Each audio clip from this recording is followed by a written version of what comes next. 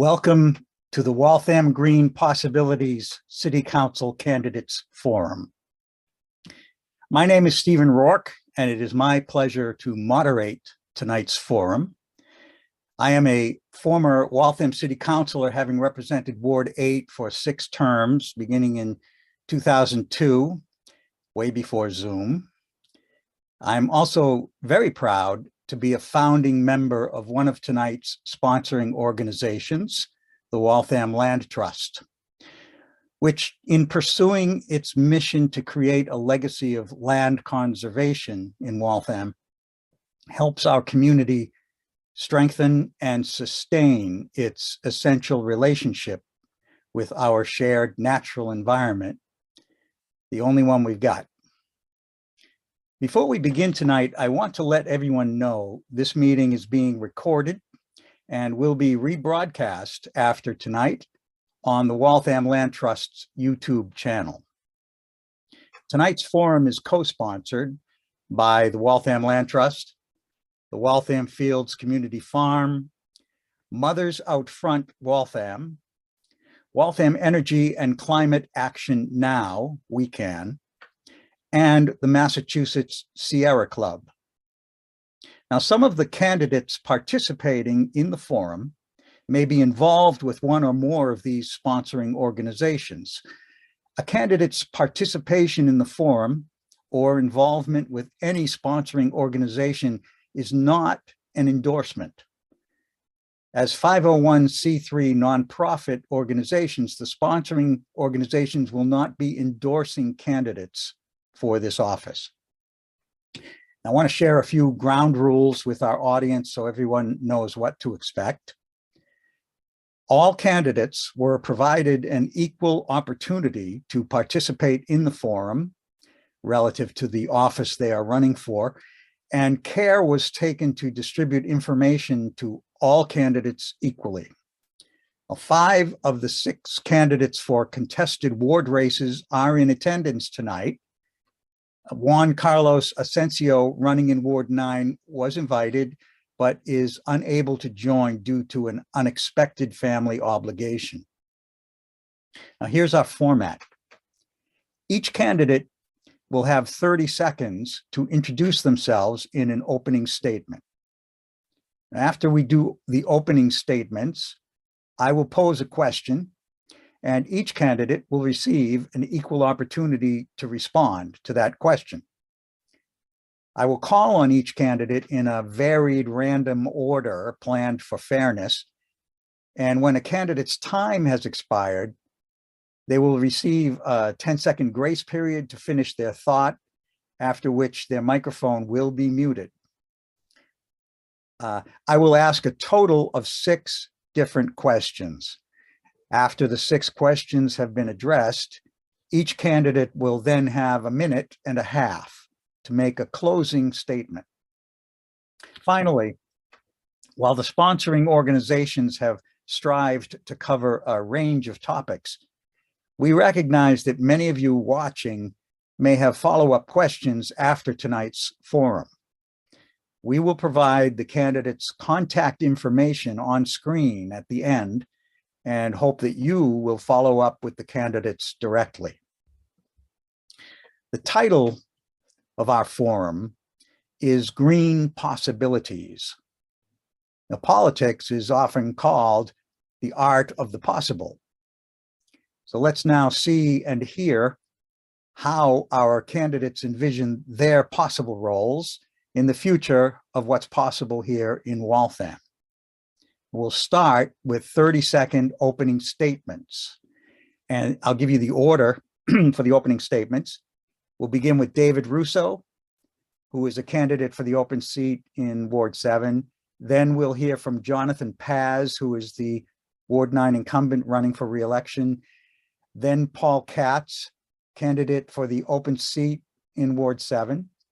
Then Joseph LaCava, the Ward 5 incumbent who's running for re-election. And then finally, Chris Gamble, a candidate for Ward 5. So we'll now begin with the 30-second opening statements, beginning with David Russo, candidate for the open seat in Ward 7. Hello, everybody. Good evening, and thank you for having me here. My name is David Russo, and I've lived in Waltham now for 5 years. I am happy and thrilled to be a part of running for City Council. I have worked all my life in the restaurant industry and been a great leader in all that I've done. I think that anything is possible, especially in Waltham. We have a great community. A lot of great people are involved in the community as well. And I'm hoping tonight I'll have your questions answered, and looking forward to it. So thank you very much.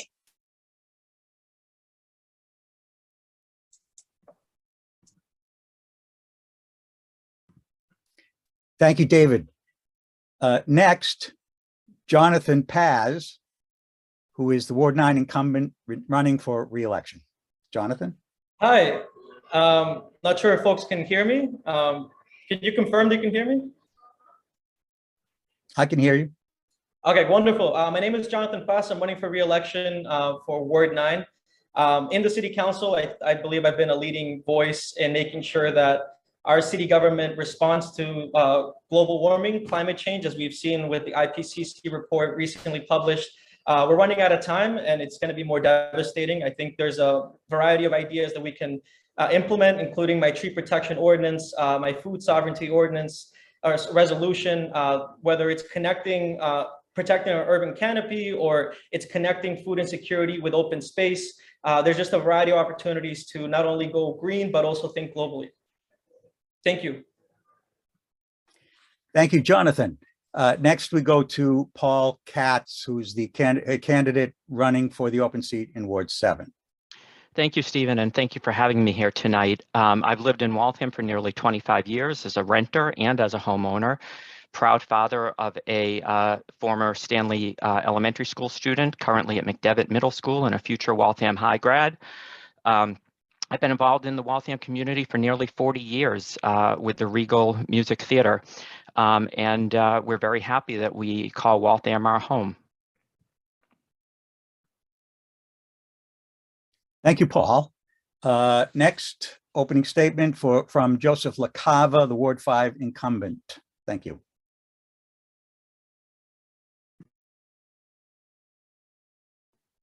Good evening.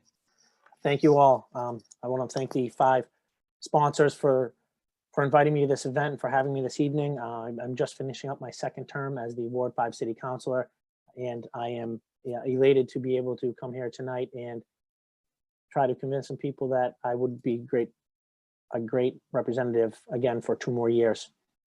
I live in Waltham on Kenmore Terrace in the west and the east side of Waltham with my wife and my 2 children.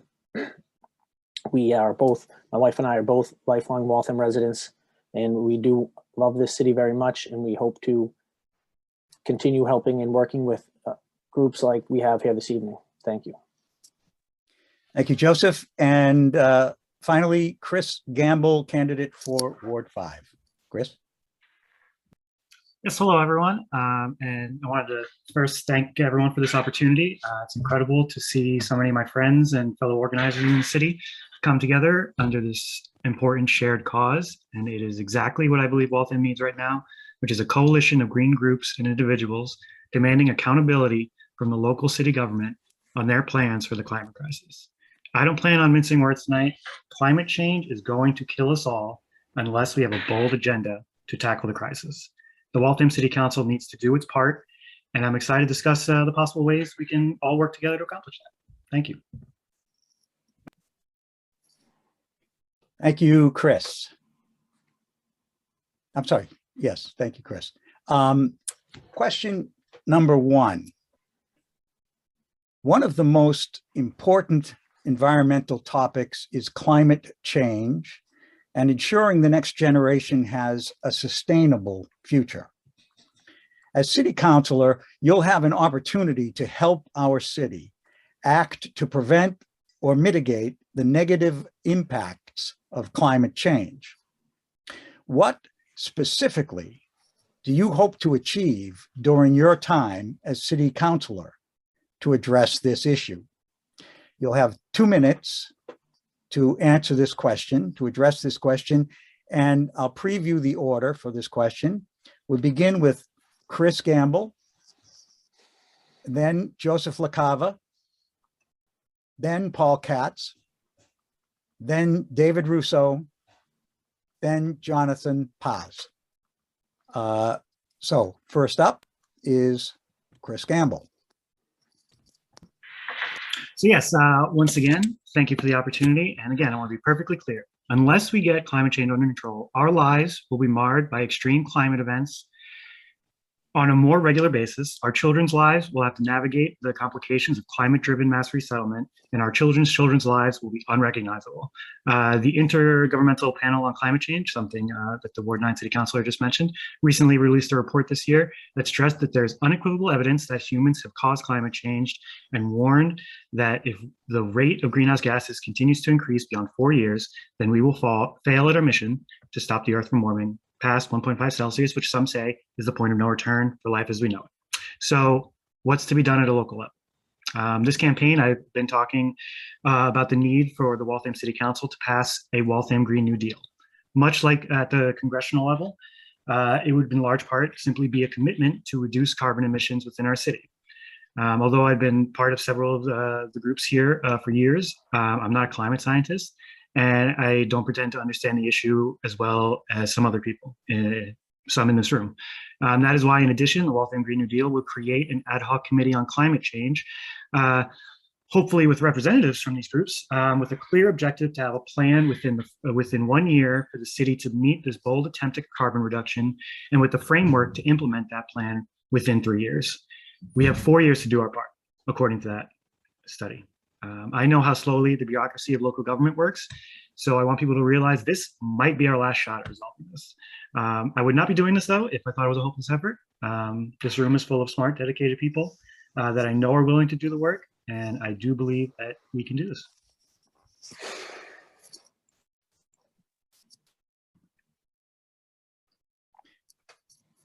Thank you, Chris. Next, same question, Joseph LaCava. Great, thank you. So we have 5 organizations that are sponsoring this event tonight, and they reach out at a good amount to councilors. Us as a city council need to be able to take their advice, take their works. You know, I had Kurt Schroeder reach out to me as a Ward 5 constituent who was the liaison to Mothers Out Front with the gas leak problem with National Grid. I said, great, this is awesome. How can I help you? Please tell me what else we can do with this. They came in, gave a great presentation, and, you know, National Grid responded immediately and, you know, started fixing them. So, you know, we need to be able to take these organizations and use them. Use them to our advantage. You know, unfortunately, city council is a part-time job. I know something I think maybe we should look at changing, but unfortunately right now it's not. You know, another thing Waltham has a great tree warden, Kevin Thompson. He is a complete asset to the city of Waltham.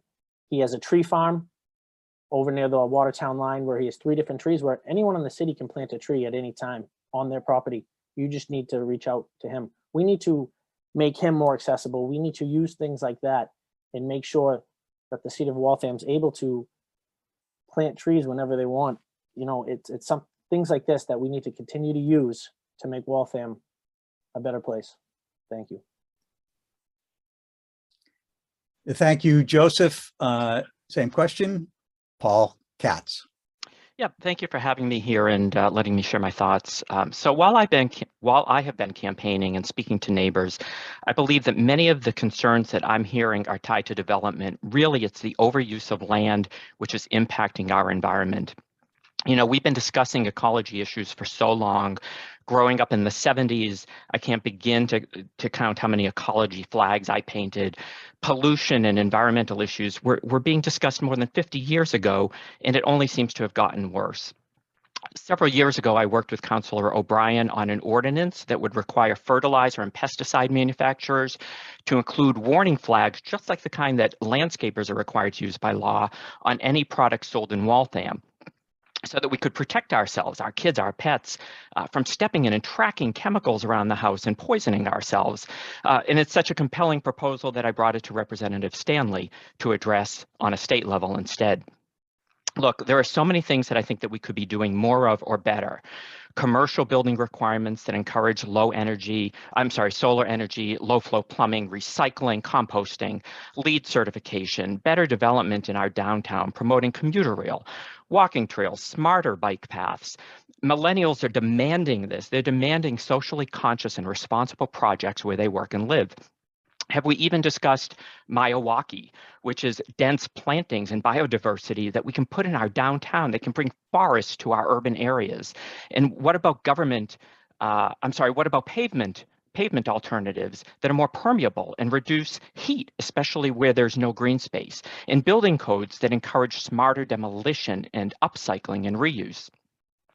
Sometimes these ideas have been criticized as anti-business, but I counter that. I think the only alternative is anti-people. So I think that there's just so many ideas and so much that we can bring to the table, and it's time to make people walk the walk and talk the talk. Thank you. Thank you, Paul. Same question, David Russo. Thank you, Stephen. So part of my campaign states that I want to lead us into the future. So moving Waltham forward to what the future of Waltham may be, I always want to keep sustainability at the top of mind. So the question was, what specifically do I hope to achieve as city councillor for Waltham? I want to increase energy efficiency and renewable energy throughout the city where possible, like incorporating solar panels when possible on new buildings, and phasing out fossil fuel subsidies throughout the city. They've already started reducing the amount of gasoline city cars and changing that over to electric, which is a great start. Also, one of my goals will be getting the bike path completed in Waltham. This alone will create more green space as well as more bicyclists for the potential, for having less cars on the road. And that's letting pedestrians get from A to B. So just letting that open space be available. Also raising awareness to increase more recycling, for the residents of Waltham, and the programs that we already use, just making sure that is being addressed. Brandeis University, which is also in Ward 7, has a great sustainability team that has been making commitments to the global community just by evaluating and promoting sustainability throughout their campus, and in getting the community involved as well. They have great leaders, great students who are involved with this and who are willing and passionate about this as well. So these are the tools and resources that we can learn from and work with to spread the knowledge throughout Waltham. I think using those resources is a great tool for us. They have great, some of the programs that they have, they've created a climate action plan, a Drive Green initiative, energy conservation policy, also a sustainable dining program, and sustainable education grants, just to name a few. So I think that we could learn from them and use those tools, use the people who are strong with this to get the knowledge and share with others. Thank you. Thank you, David. And finally, on question 1, Jonathan Paz.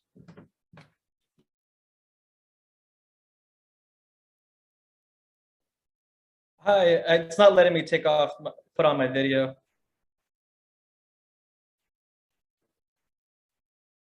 So thank you. It's so hard to talk about such a global issue in 2 minutes, but I think there is such an impetus to think locally and make sure that Waltham becomes a 21st century sustainable city. We don't really have an option. And we have a lot of tools in our arsenal. These are some of my ideas. I'm open to hearing more from others and advocates, of course, who lead the way. But I think top 3 priorities for me is protecting our natural environment, encourage people away from carbon emitting cars and then number 3 is generating green energy. So what does that mean? Number 1, I proposed a tree protection ordinance to protect us from the urban heat island effect, which is a pretty significant issue in the South Side. There was a recent tree equity score that showed that we are at the lowest grade, meaning that we get less shade. It means that our temperature in the South Side is higher than the rest of the city, which not only impacts our seniors, because that's heat is a particular, it's a pretty significant public health issue, but it also makes it harder for our youth. We have such beautiful parks and people are in a very intense and heated environment. Also, we just need to protect our urban canopy. Trees are our first line of defense against global warming. And the ordinance that I proposed would protect trees in private and public property, which is very important because we have a lot of trees to protect in public property, but also a lot of trees getting removed for not very great reasons in private property. And believe it or not, the trees that you cut down the street actually impacts my lungs. It actually impacts our public health, our public safety. Number two, modernizing our transit infrastructure is so important. It's not just a federal national conversation. It starts at the very small steps, something like what we worked on with Ward 5 Councilor LaCava, even modernizing our bus shelters. We want to encourage ridership, move people away from cars, and encourage use of public transportation. And lastly, creating local energy. We need to solarize our city. We can incentivize commercial properties and put solar panels in every public building. Sorry, I ran out of time, but thank you.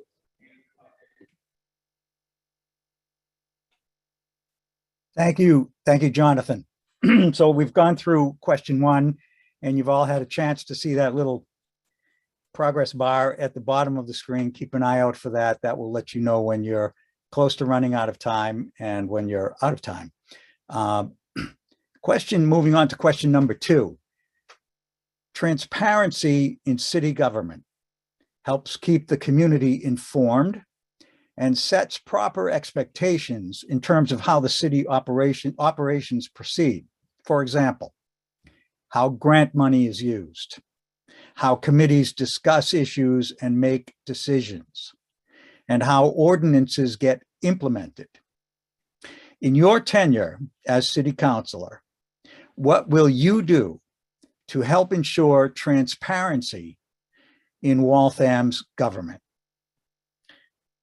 Again, 2 minutes for the answer, and I'll preview the order. We're going to begin with Joseph LaCava, then Paul Katz, then David Russo, Jonathan Paz, and Chris Gamble.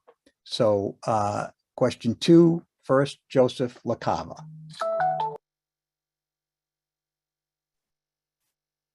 Great, thank you so much. So just recently, a resolution was put in to finally videotape all city council meetings, and then some, right? We have a conservation commission, we have a historic commission. These commissions are pretty important in the city of Waltham, and a lot of constituents don't know what's happening. We need to make sure that everything we're doing the entire city has access to. We have a Waltham channel who does great work and helps us tremendously, but there's not even a full contract on what they're doing to help us be as transparent as possible. We need to find ways to fix that problem so we can make sure our constituents are getting everything out of us. When a certain resolution or such is taken off a table 3 weeks, 4 weeks later, how are we going to know about that? Things don't get solved the first time. Problem with the timer, so time is up. Sorry, Councilor. Oh, I apologize. Thank you.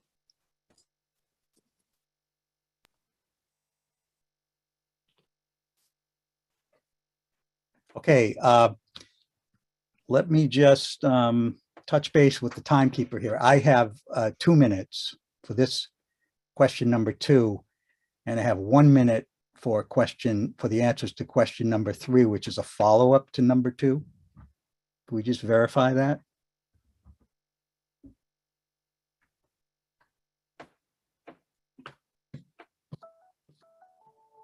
I have the same, Stephen. Yep, that's so that's been confirmed. So let's go back to Joseph LaCava, if we could, and let him have another minute before we move on to Paul Katz. Is that good? Okay. Sure. I've got a little distracted there. So again, transparency is the most important thing we can do as local officials. Everything comes down to what we can do at a local level. So, answering emails, which I am very good at doing, isn't gonna get it done. We need to make sure everyone can see what we're doing. We need to have everything along with these commissions on camera too, not just 3 out of our 7 committees along with our city council. So it's that important, and it's that simple. Thank you. Thank you, Joseph. Next up, Paul Katz.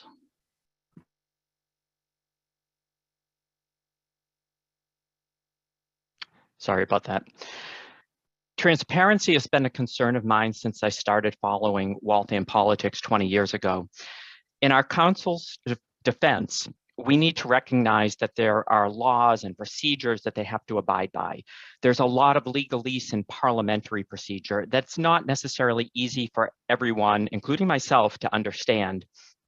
And some councillors could do a better job explaining what it all means to their constituents. However, some city councillors, I'm talking past and present, have used these procedures to I believe, to manipulate their agenda. I've certainly experienced it. And it's the responsibility of a councillor to protect, on the flip side, their motives from being blocked by parliamentary procedure. On a more general note about transparency, I've supported that city councillors reveal all conflicts of interest, donations, business relationships, perks. I believe Councillor Darcy has called for this repeatedly on occasion. We'll never understand how decisions are made unless we have more transparency into how everyone stands to gain in their decision. And this viewpoint hasn't gone over particularly well. And in some cases, I've been accused of hurling accusations while I made it clear I was merely making observations. And to that point, I would like to think that our politicians would be embracing motions like these to build more trust within the community. One of the lessons I teach my son, which is relevant here, is if you have nothing to hide, you have nothing to be concerned about. And finally, community has to be involved. And I believe strongly that it's the role of the ward councillor to build those connections, to keep people informed and to get them engaged, to be part of the process so they don't look after the fact and say, what's going on here? They need to be engaged. Thank you. Thank you, Paul. Next, same question, 2 minutes, David Russo. Thank you, Stephen. So transparency. When I think of transparency, it exhibits communication. To ensure transparency in Waltham government is to build trust. So grant money is funds from the government that funds ideas and projects asked by the city or a department. So these funds are to provide public service to stimulate the economy, and it's also an open process. So it should be transparent to the public. When committees discuss issues and make decisions, it's important to start with an open mind. Listen and understand all sides of the issues. They need to get input from professionals, the constituents, and also legal professionals. All input is important, and ultimately you want to make the best decision for all parties involved and hope that it benefits most. So how I feel on how ordinances get implemented is that a constituent may bring something up to a councillor, or the councillor alone will bring something up to the committee. It's also important to get all the facts about the ordinance that's at stake. Get advice and also advise the professionals if necessary, and then pass on to full council for approval. So to help be transparent with my constituents, it's extremely important in keeping them informed. I know that just talking to them throughout the neighborhood, they say that that's really important, that they want to be communicated to. They want to know what's going on in our town, in our city and in our ward. I would also provide updates on my website, as well as a newsletter or even an email blast. As a city councilor, I'm representing the residents of my ward, so it's extremely important for me to keep them informed and understand the changes that could possibly be coming to them down the road. So, thank you. Thank you, David. Same question, 2 minutes, Jonathan Paz. Thank you. When I think about transparency, I think of an action. One of the things that I hated prior to getting elected was that a lot of people float the notion of transparency as like a political buzzword, but it's something that's not necessarily convenient, right? It's something that we have to constantly better and improve, especially in such a modern era. I think more than anything, I'm very proud of how we proposed a resolution to really, which is now going to be a committee, to make sure that all our committee meetings are being filmed, making sure that we consistently, we over communicate, not under communicate with the public. I've had numerous town halls, even through a pandemic, had office hours. I've always held neighborhood meetings. I've talked to people straight, and I think people understand that. They know that you're not giving them the runaround. You're not giving them some polished response with like a nothing burger. You know what I mean? It's like, you want to talk to people straight, and you want to constantly engage them. I do bi-weekly, if not monthly, newsletters where I try to send out information, but it's really a test of leadership, you know, and that's the type of leadership that I want to provide, is someone who consistently communicates and makes sure that people know exactly where I'm coming from, or at least what are the considerations, because it's hard to balance that relationship, right? Because the city council is one power, but we're also intertwined with the mayor.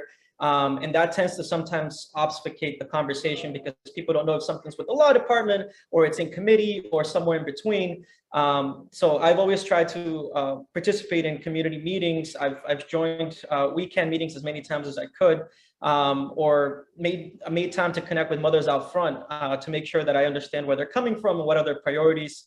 So I think it's that type of leadership where you're actively engaging people, you're actively communicating, and we're even trying to create a systemic approach, right, where we're going to start recording our meetings more. So I'm very much a proponent of this as more of a praxis. Thank you. Thank you, Jonathan. And last candidate on this question 2, Chris Gamble, 2 minutes. So yeah, thank you for this question. Transparency has been the cornerstone of my entire campaign. I spent 2 years of my life from 2018 to 2020 going to every single city council meeting, something that no resident can say for that period of time. And a large part of why I continued going was the lack of transparency. One of the biggest issues I found was that, as some councilors have said, most of our committees went unrecorded, and I sought to change that. You know, I'm happy that Joey and the rest of the council has decided to take this up this year. I hope that decision isn't political, and I hope, you know, if I lose this election, that is something that continues to be fought for. But this is a fight I've been engaged with for over 3 years. I did my part by recording the committees myself that otherwise wouldn't be, and uploading them to YouTube for anyone to see. In addition to recording these meetings, we have to think about our immigrant neighbors as well. The 2020 census just came out, and Waltham is more diverse than ever. In 10 years, there will be more people that speak Spanish as their first language that reside in Waltham than people that speak English as their first language. We must guarantee automatic Spanish translation at our Waltham City Council meetings. Other cities have accomplished this, and we can do that as well. In addition, Ward 5 is lacking in easy, common sense, transparent practices. A tale I often hear from residents as I knock on their door is that they have no idea what's going on in the city, who their city councilor is, and how Waltham works. And a lot of those folks are good voters. I have committed to having quarterly precinct neighborhood meetings, appropriately advertised. And I have also committed to having a regular newsletter talking about what is going on in the city council and my experience as a city councilor. And these are easy things that can be accomplished. They are not currently happening, and things that I will do. So thank you. Thank you, Chris. Question 3 is a follow-up to the previous question, and answers will be limited to 1 minute. And here's the question. How will you ensure that ordinances like the plastic bag ban move forward in a transparent manner? And I'll preview the order. We'll start with Jonathan Paz, Chris Gamble, Joseph LaCava, Paul Katz, and then David Russo. So again, question 3, follow-up, 1 minute. Jonathan Paz. Thank you. I mean, I'm going to get in trouble here, but I wouldn't make such terrible amendments to it to slow down the process. I mean, there was an amendment made to make it, create an exemption for biodegradable plastic bags, which we know are not exactly, at least the best science that we have indicates that it's not exactly going to help the situation. Biodegradable isn't really biodegradable when it comes to plastic bags. So I wouldn't slow down the process or water down good ordinances, which it was, and thanks to our community partners, who should get the credit. Also, whenever we get information from the law department, I would disseminate that information if it's public record. You know what I mean? It's just so important we have this good relationship with our community advocates, and we, again, disseminate information in a timely manner, which is something that I try to do often, especially when it's public record, because people deserve to know what's going on and what did our law department opine. Thank you. Thank you, Jonathan. Next on this follow-up question, Chris Gamble. And by the way, before you begin, just keep an eye on the chat because we're keeping time on this one with that. So watch the chat for when your time is up. Again, 1 minute. Chris Gamble. Go ahead. So yes, thank you for the question. I was proud of my work in helping pass the plastic bag ban for first and second reading under the leadership of WECAN and Mothers Out Front. I share my concern, amongst others, that how the ordinance had overwhelming enthusiasm for first and second reading, and yet it still hasn't come to fruition. What I've learned from that experience is that we need clear deadlines for future initiatives. And I will do my part to keep the community informed with regards to the progress of similar legislation, as well as continue to champion that and other initiatives, not just as a community organizer, but as the Ward 5 City Councillor. Thank you, Chris. 1 minute follow-up, Joseph LaCava. Great, thank you. Excuse me. Yeah, so something like the plastic bag resolution, right? It came back from the law department this summer, and even as a councillor who doesn't sit on ordinance and rules, you know, if I'm not paying attention and reading my packet weekly when it comes out, I wouldn't even have known that was coming forward, and it came back from the law department. So yes, when you have organizations that are vested and fully behind a certain resolution or an ordinance, you need to make sure as a councilor that you're in full communication with them. Hey, this is coming back. This is going to come off the table. This is what we're going to do with it. Our law department is bogged down. We've known that for years. We've added attorneys in, you know, when it might take too long to get something back. You know, the council's the #1 person to be able to make sure that the community and people who are vested in such a thing know that it's coming back. And we have to be important.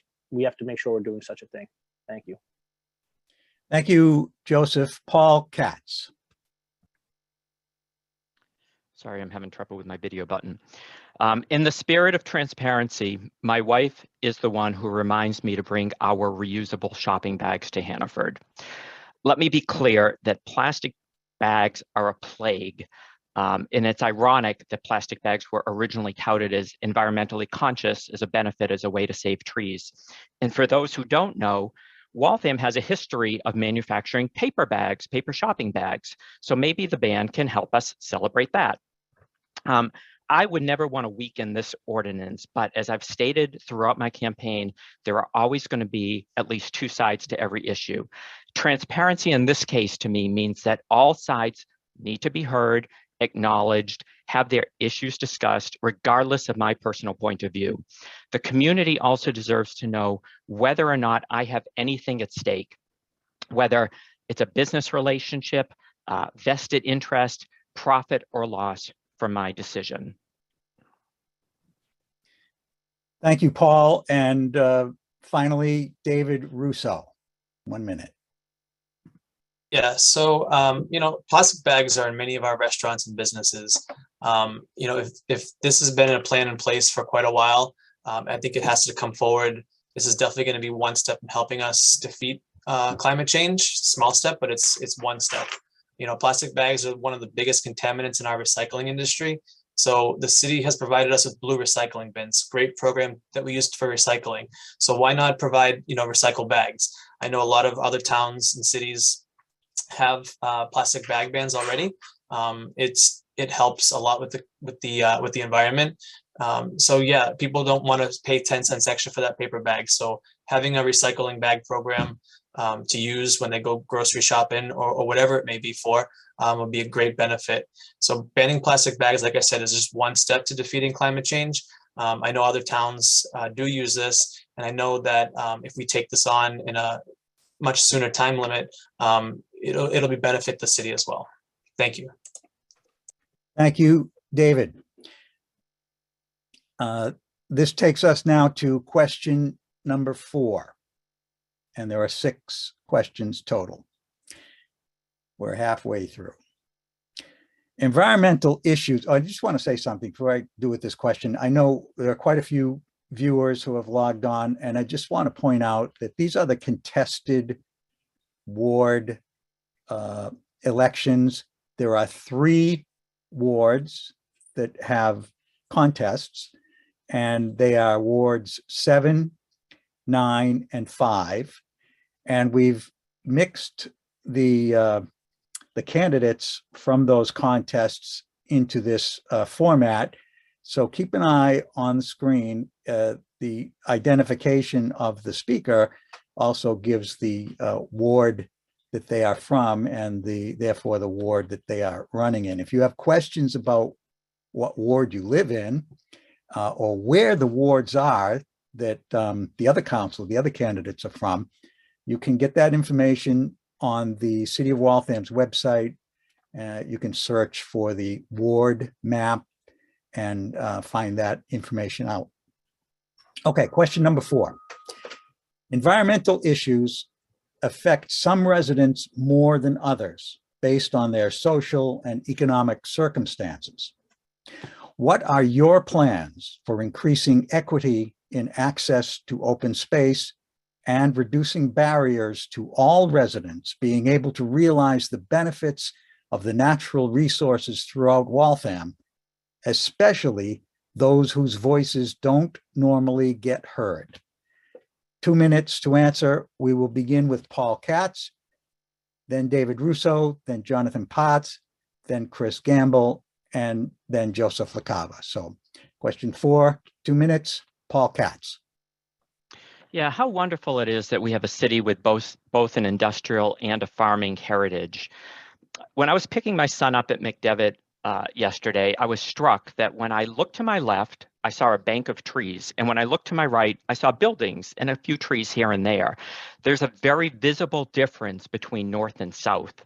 And this is a dichotomy that I believe can be blurred. Natural resources are important to everyone. There's a house on Prospect Street with an incredible potted garden on a small patch of grass out front. And when I lived on Eddy Street, my neighbor next door from Guatemala shared a delicious tomato with me that he grew in his garden.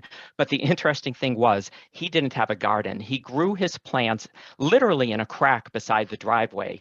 He was passionate about growing vegetables and he found a way to do it. And that has always struck with me nearly 20 years later. People can find a way, but let's do better. We can try to do better building engagement within the communities, better at promoting the resources that we have in Waltham. Is everyone in the city really aware of what the groups sponsoring tonight's event have to offer? And just as we tell our police that they're charged building connections in the community, all of the organizations should be doing the same thing. Maybe we need to think outside the box in order to do that. Are there subsidized programs to consider, similar to how we subsidize compost bins and rain barrels? For example, small raised gardens to give more access to greenery and gardening. And let's learn more about what I mentioned earlier, the Miyawaki forestry. It's proving successful worldwide. I think Cambridge is using it, and yet most of us have never heard of it. And there are rooftop gardens at Brandeis, but I don't see them along Charles Street, for example. And we should require open space, more grass, more gardens in commercial and high-density residential developments. It should be a requirement. A new architectural approach is obviously needed here. Everyone should be able to benefit from the open space and the resources that we have to offer in this city. Thank you, Paul. Question 4, David Russo. And just to point out, the timing, I believe, is now working on the actual slide display. So, David Russo, 2 minutes. Thank you, Stephen.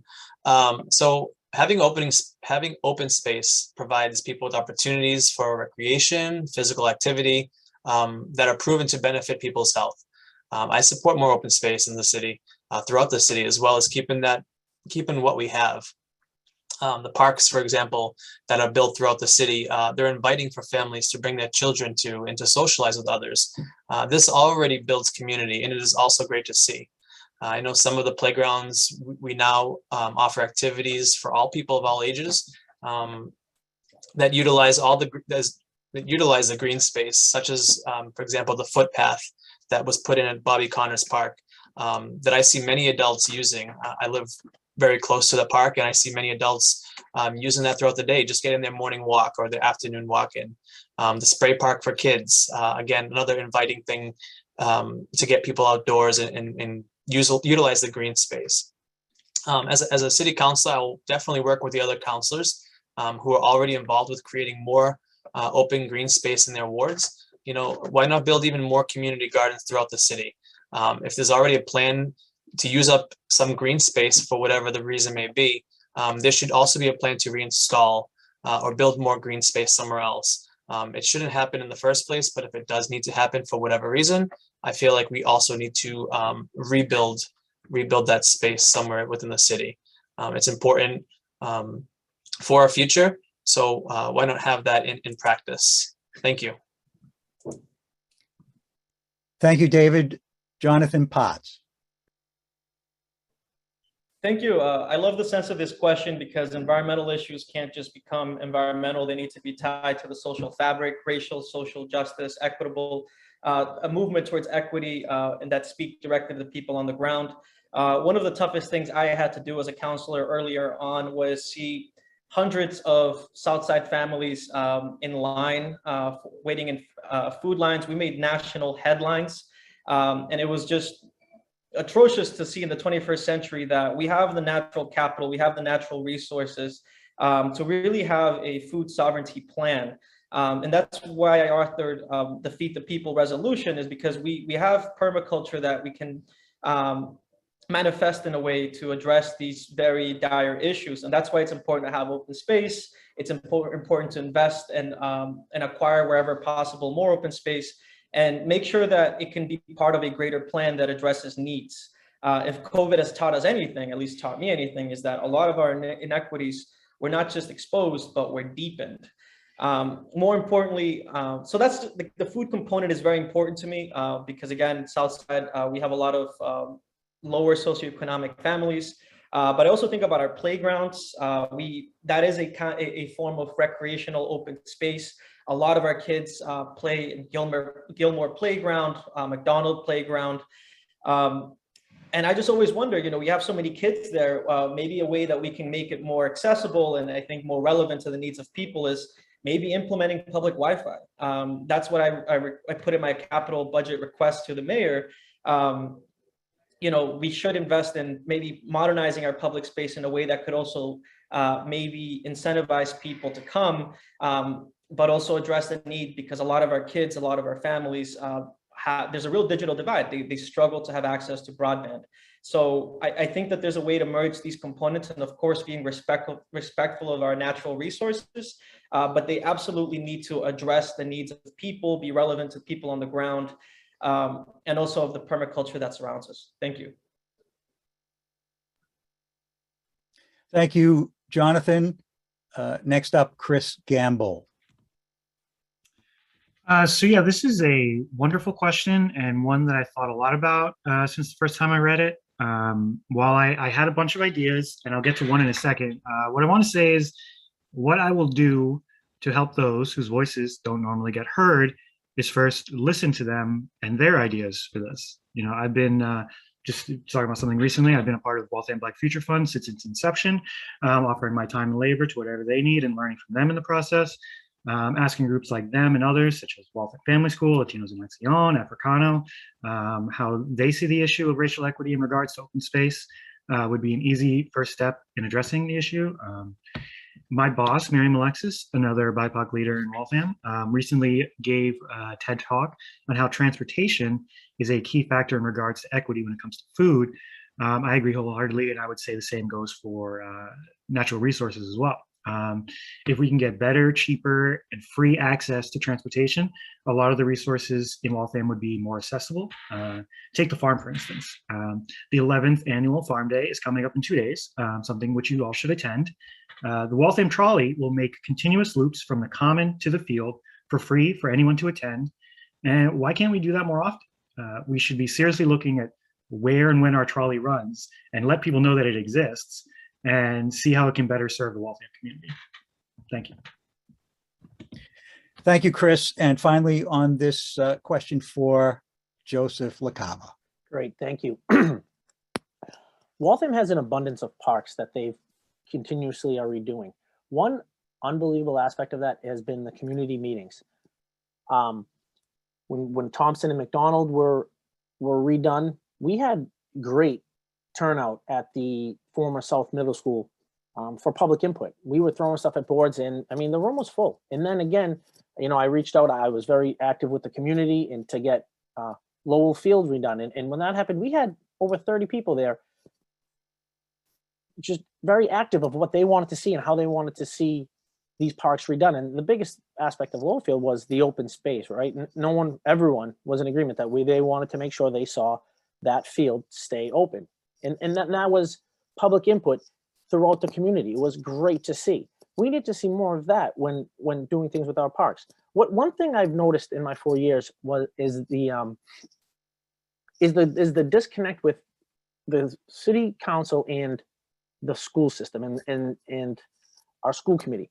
And I think in terms of this, when we want to get, you know, people access to our parks, our wonderful parks, there needs to be a communication there, and there needs to be more of a connect, so we can use, you know, our schools are a great asset to letting our children know about the wonderful open spaces in Waltham. We also have places like the Lyman Estate, the Stonehurst, that, you know, we need to utilize these more with our school children. We need to get these kids to these unbelievable assets that the city, you know, owns, or this, and the city takes care of. And there's such wonderful spots. There's woods to walk, there's land to learn, and we need to make sure that these programs and these areas are being utilized and put out to our community, that they're hidden gems. I love to take my children, my wife and I take our children up to the Stonehurst, up to the Lyman Estate. We walk the woods, we play in the fields, we enjoy it wholeheartedly, and it's not very busy often. You know, there are times when the parking lot's full, but it's not always full, and we need to get that out there. Thank you. Thank you, Joseph. Before we move on to question 5, I just want to address, some people may have tuned in a little late and missed in the opening remarks that all of the candidates for the 3 contested wards have been invited and involved in the scheduling of this. And Juan Carlos Asensio, who is running for Ward 9, was invited and was actually planning to participate, and at the last moment he's had a unexpected family obligation that made it not possible for him to participate. Hopefully he will be able to participate in a way that I don't quite know all the details of, but he's been sent the information to of how to create a video that would then be somehow included in the further distribution of this program. Again, I don't know all the details of that. I'm just privy to the fact that he was unable at the last minute to participate, and that there is a way for him to have his voice heard in a later version of this forum that will be distributed. Question number 5. The city is in the process of purchasing the Waltham Field Station on Beaver Street. What is your vision for the future of this building and property? Again, answer is limited to 10 minutes. The order will be David Russo, Jonathan Potts, Chris Gamble, Joseph LaCava, Paul Katz. So first response from David Russo. Yep. Thank you, Stephen. So any vision that we have for this site should ultimately benefit the city. This is a beautiful, large space home to many nonprofit organizations, educational programs, and community groups. So it's also one of the most important to agriculture and historic properties that we have in Waltham, and it's definitely well known. I would want to hear input from residents in the area, as well as throughout Waltham, and get their perspective and to see what they're hoping for. Though this is not in my ward, I would definitely want to work with City Councillor and support his decision. I could definitely see, more community community gardens, as I previously mentioned. For example, Russo's in Watertown just recently closed. No relation with the grocery shop there, but they just closed, and folks need places to get their fresh produce. I've talked to a lot of residents when they close, saying where they're going to get their produce. So I think involving more community gardens, educating the community, teaching people about the gardens as well would create great culture in Waltham, and a great opportunity to utilize that space. So that's what I envision. But again, I would be one to look for input from residents in that area. So thank you. Thank you, David. Jonathan Potts. Thank you. I'm really excited for the finalization of this purchase. I think it's an absolute amazing opportunity. One of the proudest things I think we did with with council money. I'm forgetting the type of funds that we got. CPA money. There we go. But yeah, I think it should become a state-of-the-art farm. We have incredible opportunities to have a permacultural design where we kind of go along with the natural resources there. We also integrate some of our human resources. And we really set a path towards food sovereignty. I mean, I would love, if I had the consensus in the council and the support of the mayor, I would love to think about a food sovereignty plan where we really maximize, which is a dirty word these days, but we really maximize our output there and see how we can integrate into our commercial district, let's say towards restaurants, or make it appealing to our school system. I know that they already provide some fresh vegetables and fruit to some of our schools, but really amplifying and making that a greater component of our school system. I also want to mention and be sensitive to the need for a transition plan. I can't get to too many specifics, but I think it's important that we honor and respect a lot of the existing organizations there. That's a legal process that I don't really want to get into, but I would love to have those organizations, be a part of, that have been long-term community partners here in Waltham, be respected and be honored in that way. And yeah, I mean, I think also another component, sorry if there's background noises, but another component is if that's a good location for Healthy Waltham, I would love to get their input. I think in terms of Healthy Waltham's operations, they talked about logistics a lot, and that's not exactly a great location for them, but I'm happy to defer to whatever expertise or opinion they may have for their own operations. But all to say that that needs to become a beacon of food and opportunity and sovereignty, and not just something that's maybe a far distant thing from the working class of Waltham. Thank you. Thank you, Jonathan. Chris Gamble.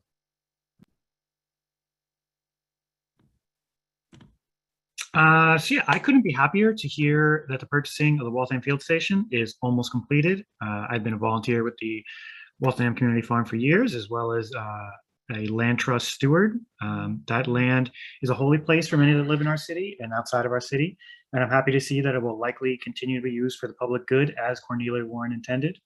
As per my vision for the property, I would hope that the tenants of the field station, realizing the power they have as tenants, would form a tenants union and organize for better conditions, and to collectively come up with a vision for what they would like to see from the space.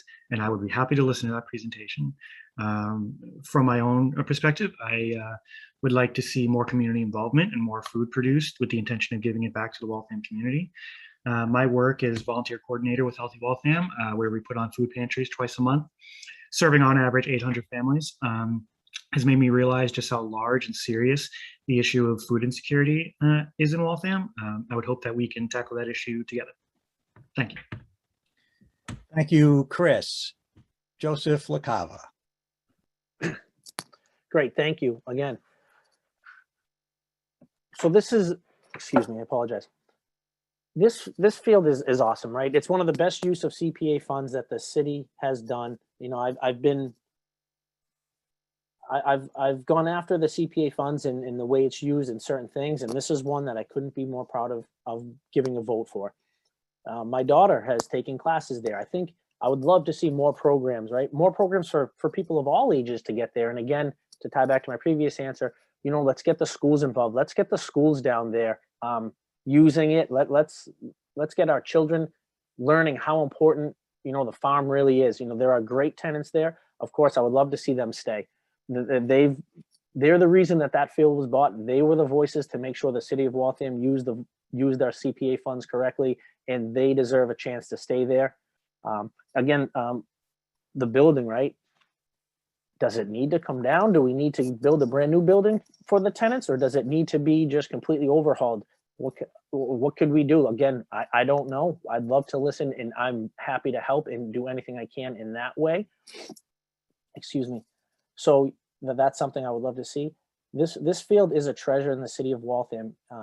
It's land that, we had one chance at it, we got it, and we need to absolutely make sure that it continues to provide for the city of Waltham. Again, we can definitely use that to give to the neediest of Waltham, which it would be great to see. So again, I would love to see this field. I'd love to see these tenants stay. I would love to be able to see this field produce for the city of Waltham, and I would love to see our youth and anyone who would like to, be involved in programs there have a chance to do so.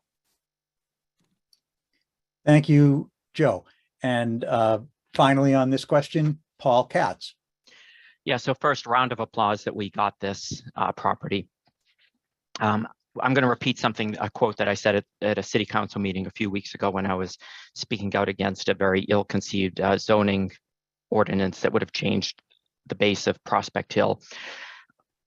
Will Rogers said, the funny thing about land is everybody wants it, but they're not making any more of it. So it's important that we really take care of the land that we have.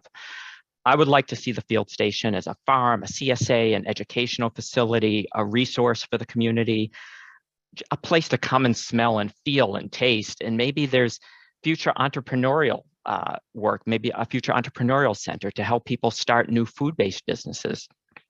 I think what's key is that we need to connect people to the land to support socially responsible, ecological, sustainable, economical farming, to provide food for our community, to educate that tomatoes aren't grown in plastic and don't need to be wrapped in plastic.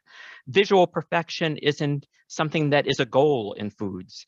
And not to get philosophical, although I can't help it here, but the farm is a celebration of life, in my opinion, where people come together over food, celebrate each other, our differences, and where we can learn about each other, where we can inspire, whether it's to garden at home or to eat better and to understand where our food comes from, or even just to come and enjoy the surroundings and get away from the noise and the stress of the more urban areas of the city. So let's celebrate that. This is a great victory, and let's celebrate that we have this in our backyards. Thank you, Paul. We have one question left, after which all candidates will have a 1.5 minute opportunity to make closing statements, and then we have some closing remarks after that. Before we get to question number 6, I just wanted to make a note here that Sonia Wadman, who's the executive director for the Waltham Land Trust, chimed into this chat, and I don't think the chat is available to the viewers. Anyway, she posted a really good link to the Waltham website. It's the link right to the ward and precinct map, which is a great resource for people to have access to. So it might be good. I don't know if it's possible to do this evening, but at least for the distributed program after the fact here, the recorded program, to post that. Okay, Dan is putting it to everyone. Okay, you read my mind. So the link is sent out to everyone on the chat, and perhaps it can be included in the graphics for future debates, which we'll talk about a little bit before we're done. Question number 6. Waltham has recently faced some challenging questions about the use of city-owned land. For example, at Jericho Hill. Do you consider conservation of Waltham's natural resources to be a co-equal priority for our city, alongside other important issues like education and public safety? What steps will you take as a city councillor to ensure that Waltham's existing open space is permanently protected. Answers will be limited to 2 minutes, and the order we'll do is Chris Gamble, then Joseph LaCava, Paul Katz, David Russo, and Jonathan Potts. First up, Chris Gamble. So this is, of course, a difficult question to navigate, and there's no perfect answer here. At what level do you want to protect land, and at what point do you become a NIMBY? What I'll say is that I'm in favor of a green vision for Waltham, and I would hope that a city planner would prioritize green space and a master plan of Waltham. The issue of planning comes up every election, and I will join in. If we had a better plan for Waltham, if we understood where we were heading in terms of green space and infrastructure, this would not be as prevalent of an issue. Also, I would like to make a note about the particular land in question, Jericho Hill. I'm all for preserving land. It's something that I fought for years. But I would remind folks that that stigmatine property was always going to be sold for something else. I'm happy that it was a state-of-the-art new high school, not luxury Avalon condos. And I've accepted that Jericho Hill is now a part of that. And I'm satisfied with it. Thank you. Thank you, Chris. Joseph LaCava. Thank you. So, right, we had to make some tough decisions where to put our new high school. And when we decided that the stigmatines was the right spot, we had to make some hard decisions down the line. Initially we didn't want to use Jericho Hill, but we did. And from that, just last summer, the mayor tried to do right, and she preserved 6 acres of the Chesterbrook Woods across the street, to replace the 6 acres. She permanently deed restricted those 6 acres to offset the lost 6 acres of Jericho Hill. We still have 19 acres more to go there to permanently deed restrict that, right? Because we don't want to see anything go up to in those woods. As there were some public meetings before the stigmatine site was chosen, and there was a very large public meeting held at the high school for people in opposition to see those Chesterbrook Woods demolished for a high school, and I think we need to see more of that. The city has some more hidden open land, like I previously alluded to, with certain historic sites, and that includes some private sites like the Gore Estate. We need to make sure that we're supporting, the Gore Estate and their mission and places like that. Is, they're a nonprofit that don't raise lots of money, but it is used so mightily by the city of Waltham and beyond. Such a great asset to Ward 5. I use that tremendously amount with my family, my wife and kids. We love to walk those lands, sled, everything. So we need to be active to make sure any bit of open land that's still in Waltham it is kept that way, private or public. There's, again, as I've alluded to, there are 5 sponsors to this forum tonight that we need to get on board with them. We need to stand, as a city council, we need to stand behind these groups to make sure that these lands are kept as open as we can, because again, we're not making any more land, right? So let's make sure what we have is kept open and kept used. Thank you. Thank you, Joseph. Paul Katz. Sure. So conservation and open space, conservation of our open space and resources should be a priority. And as we were talking about transparency earlier, I was a supporter of the high school project, and I recognize that there were difficult decisions that had to be made to ensure safety. And sometimes we will have to make difficult decisions. And the challenge is, the requirement actually is that we do it respectfully and not haphazardly. Jericho Hill is complex, and it's not going to be easily discussed in 2 minutes. And it's a stark reminder of the conflicts between the need and want of open space and the need and want of a high school or other required development. And I suppose, I'm confident actually that similar issues are probably going to emerge, hopefully not very often, but nonetheless, they will emerge. We need to recognize that communities change and needs change. And I believe that if land marked as open space must be used as it happened here, that it has to be made up for someplace else nearby in an equivalent manner. We need to make a commitment that a percentage of open space will exist and stick to it. If anything, it should only increase over time. I'd like to see our developers or property owners held responsible to return land back to its original condition, or, and this is going out there, or convert it temporarily to a garden or a park if after a certain period of time a development fails or a building goes abandoned.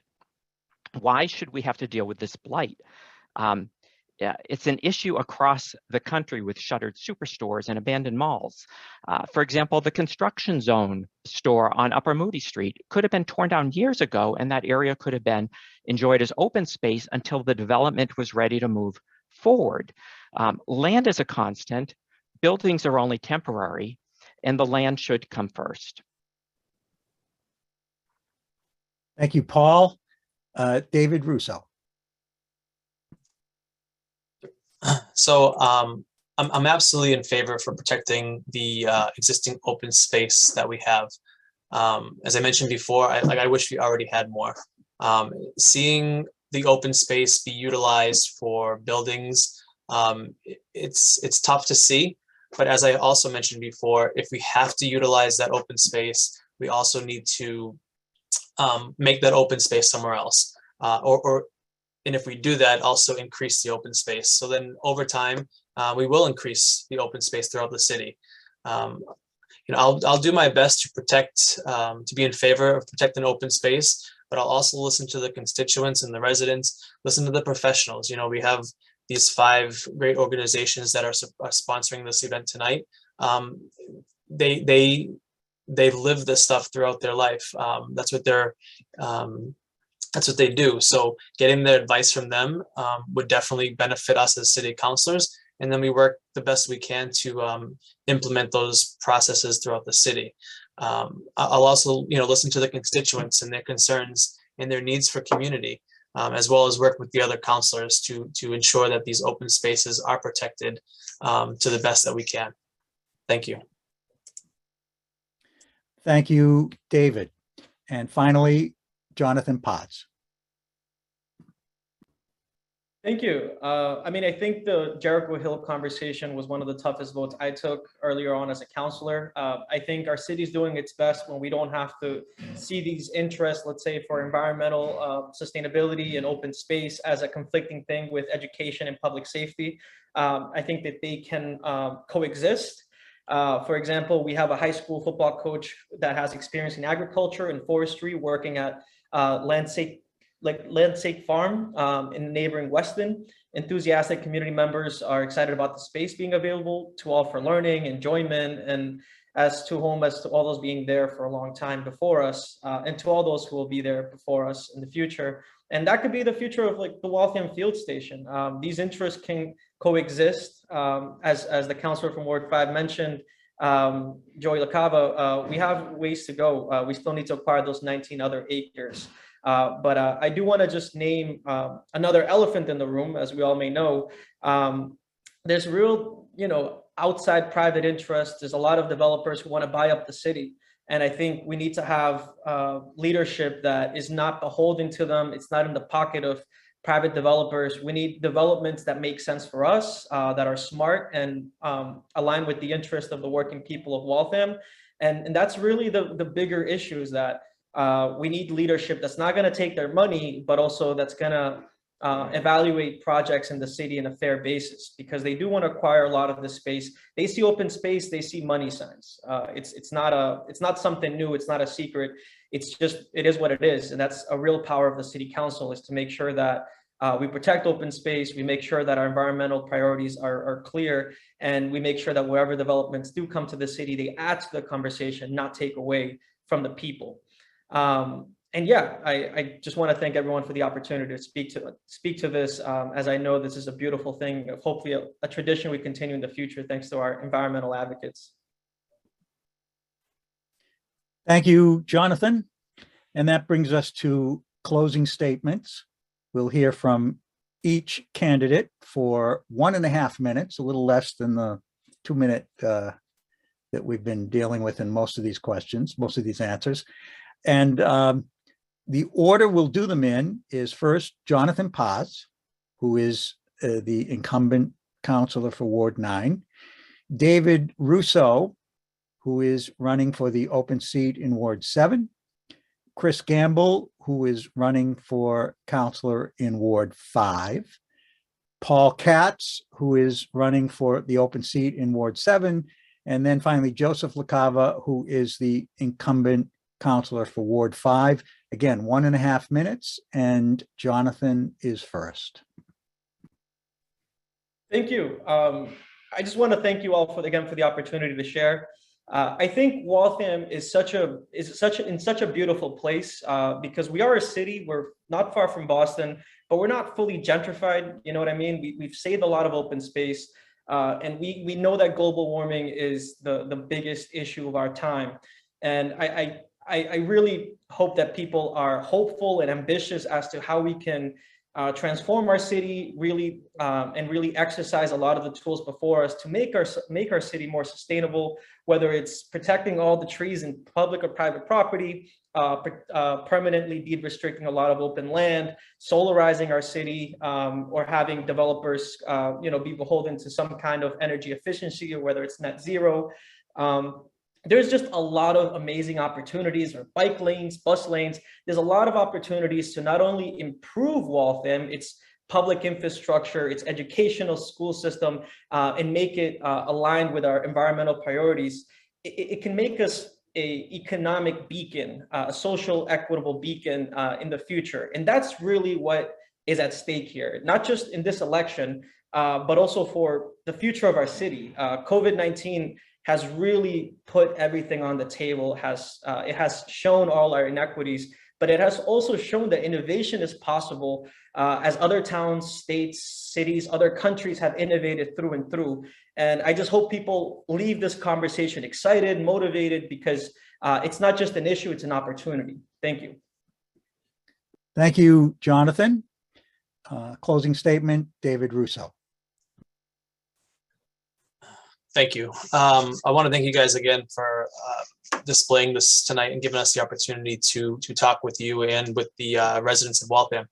I think, this was an eye-opener for a lot of people, a lot of the residents in Waltham, to see what we would all contribute. I think, as the other contestants have said, climate change is definitely affecting us, and what we can do as city councilors now today is important, moving forward in our future.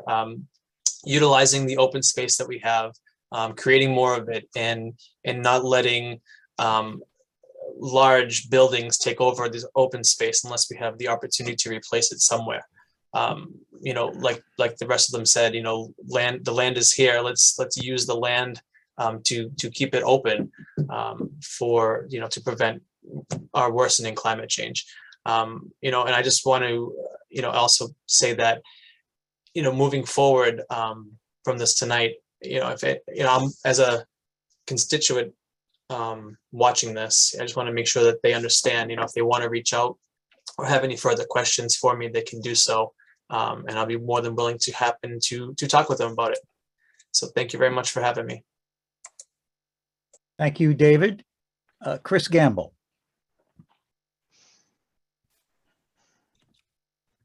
First, I wanted to say thank you again so much for this opportunity. I really hope this coalition sticks together, and I hope that you hold everyone here accountable for the words that they've said and the things that they've promised.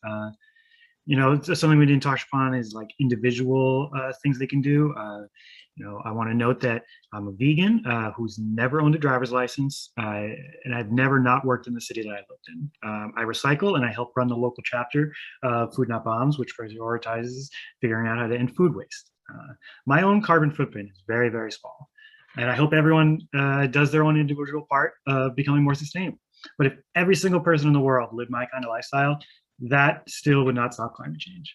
We need real policy change to mitigate this crisis, and that comes from city and federal governments. And that's why I'm running for office, and that's why I hope you'll vote for me on November 2nd. And so thank you again for this opportunity. Looking forward to more conversations like this. Thank you, Chris. And next closing statement, Paul Katz. Thank you, Stephen. And I appreciate all the people that pulled this together. Thank you for giving all of us the opportunity to be here, and personally thank you for giving me the opportunity to express my my views and opinions. I'm going to repeat my favorite quote of my campaign so far, which is, Will Rogers, the funny thing about land is everyone, they're only making so much of it and everybody wants it. So it's important that we protect what we have, embrace it, use it for the good of the community. Let's respect it. I love Waltham. My family loves Waltham, and I'm really grateful that I made it my home because it has so much to offer to all of us. I love the families that I meet, not just campaigning, but in the schools. It should only keep getting better. In closing, I just want to share a sentiment that I share with my marketing teams in my professional life when people seem to be getting down and complaining a lot. And it's everywhere you go has challenges. Everywhere you go has problems. It's not going to be better over, on the other side of the street, but it's how you deal with it that makes the difference. It's how you make people feel. That's key. We need to be able to deal with these things and know that we're trying to do something about it. We're already doing great work. We need to keep raising the bar. Climate change isn't going away. We all need to do our part. Let's keep raising the bar. Let's goal ourselves. Let's keep doing better. Thank you. Thank you, Paul. And final closing statement from Joseph LaCava. Thank you all again. First, I just want to say what an incredibly organized event. And Stephen Rourke, thank you for a great job moderating and keeping us all in line here. So again, to all 5 sponsors, thank you so much for allowing me to be a part of this event, and to all the other panelists, thank you all and great job. Again, I'm born and raised in the city of Waltham, and I love to see what's going on.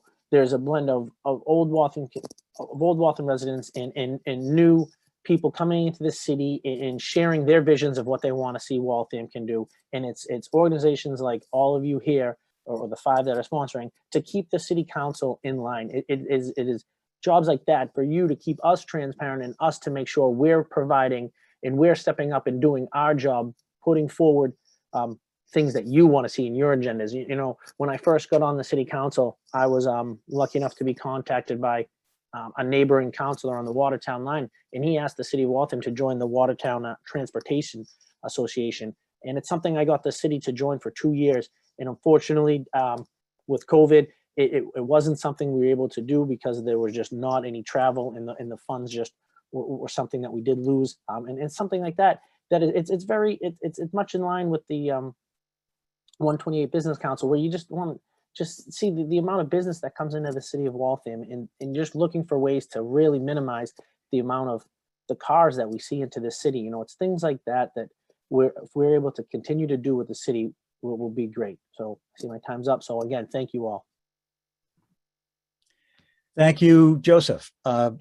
Before I move on to some closing remarks, Ann Richardson posted this, but in case you're not looking at the chat, I just want to also point out that Juan Carlos Asensio, who is running for the Ward 9 council seat, will be given the opportunity to provide written or video responses to tonight's questions, which will be incorporated when we rebroadcast the recording of tonight's forum on the Waltham Land Trust's YouTube channel.